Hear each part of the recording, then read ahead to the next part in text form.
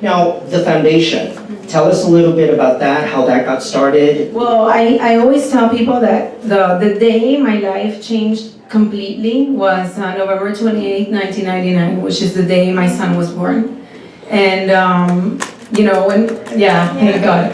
When he was born, at 10 days old, he was diagnosed with a very serious craniofacial deformity called craniosynostosis.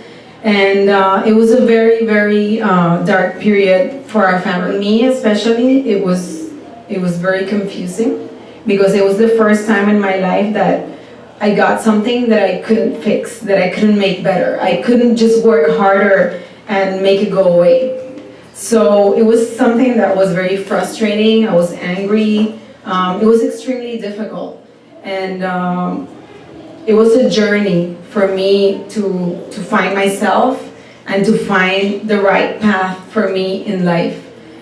It didn't happen overnight. As I said, it was a journey. It took almost a year for me to figure out how to deal with it and what I could do about it to turn it into something positive. Mm-hmm. So after my son had his first surgery and he was doing better, I decided that I didn't want other women and other families to feel like that. So I said, well, I need to do something. So I'm gonna start a foundation. And we need to give, craniosynostosis a face, we need to give craniosynostosis a voice, and I need to give those women hope. Because I didn't have anybody, to talk to or to tell me that things were gonna be okay. All I could see was, hospital rooms and doctors speaking in their very technical terms that they only scare you. So I started with the foundation. In the beginning, people would look at us like we were crazy because nobody knew what craniosynostosis was. Right. And they thought it was a rare condition that just happened to us. And now over the years, I think a lot more people know what craniosynostosis is because of the work that the Jorge Posada Foundation did. And we also did something that I'm very proud of, is we started a mentors program. And I was the first mentor. And if anybody contacted the foundation, I would pick up the phone and I would call. And I would talk to that mom, however time they needed, to give them hope and to tell them that everything was going to be okay.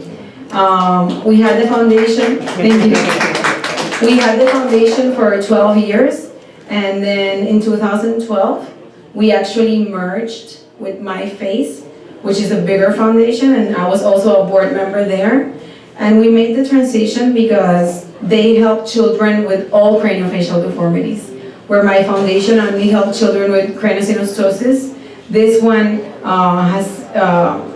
they're more broad, and I'm able to help more people.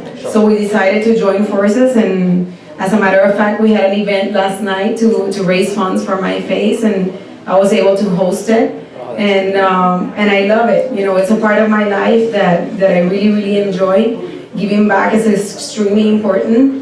And not only for me, but also to teach my children, that you need to give back and help those that are less fortunate than you are. Out of the many things that I knew that you have done, I think that was one of the things that really, really got me thinking, because I can barely relate to the fact of you as a mother having to go through that, and perhaps at the time not really having any real support.